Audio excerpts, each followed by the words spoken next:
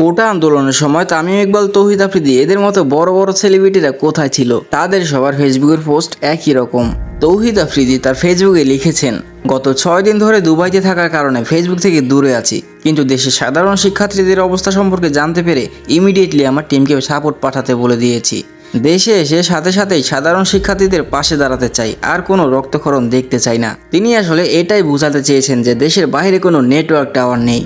Network খুবই দুর্বল থাকার কারণে উনি ফেসবুকেই ঢুকতে পারেনি। পাবলিক এরকম ভ্যাবাচাকা মার্কা পোস্ট দেখে তো পুরোই খেপে যায়। পাবলিক যখন তার ইনবক্সে তার কমেন্টে ঝড় তুলতে থাকে তখনই তিনি পোস্টটা ডিলিট করে দেন। অন্যদিকে আমাদের জাত অভিনেতা চঞ্চল চৌধুরী, তিনিও নাকি দেশের বাইরে ছিলেন। আমাদের প্রিয় খান সাহেব খান, তিনি ফেসবুকে পোস্ট করেছেন, আপনারা জানেন বড় ভাইয়ের অসুস্থতায় আমার পরিবারে একটা কঠিন সময় যাচ্ছে। আমিও দেশের বাইরেই আছি, তবে দেশে যা হচ্ছে তা জেনে মনটা আরও অস্থির হয়ে উঠেছে। কোনো রক্তপাত, কোনো মৃত্যুই কাম্য নয়। তরুণরাই দেশের ভবিষ্যৎ, তাই কোনো সংঘাত নয়, আলোচনায় সমাধান হোক।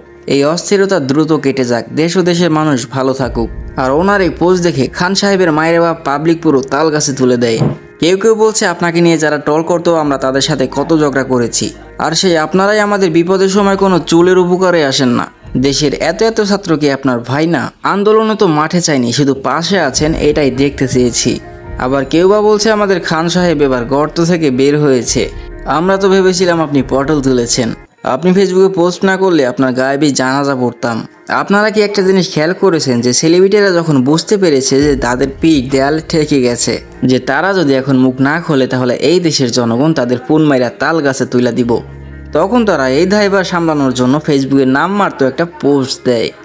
তারা শুধু বারবার এটাই বলছে যে ছাত্রছাত্রীদের যেন আর রক্তাক্ত না করা হয়, অথচ তারা কেউ বলছে না যে যতক্ষণ শিক্ষার্থীদের দাবি আদায় না হয় ততক্ষণ এই আন্দোলন বহাল থাকবে এবং আমরা সাধারণ শিক্ষার্থীর পক্ষে আছি। অপরদিকে শাহবাগের আন্দোলনে দেখেছি সব ধরনের গায়ক গায়িকা, নায়ক নায়িকা, শিক্ষক শিক্ষিকা সবাই অংশগ্রহণ করেছে। এখন যখন সাধারণ শিক্ষার্থীরা তাদের দাবি আদায়ে লড়াই নেমেছে, তখন কোনো সেলিব্রিটি, কোনো শিক্ষক শিক্ষিকা, কোনো গায়ক গায়িকা তাদের পাশে নেই, সবাই গর্তে লুকিয়ে গেছে। কোনো সেলিব্রিটিদের দেখলাম না সশরীরে আন্দোলনে অংশগ্রহণ করতে। আবার এরাই কিনা নিজেদের বড় বড় সেলিব্রিটি ভাবে।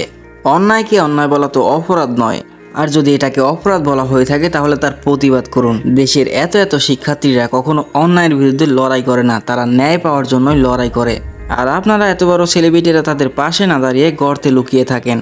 এইরকম চুলপাকনা সেলিব্রিটিদের নিয়ে সত্যি কিছু বলার নেই।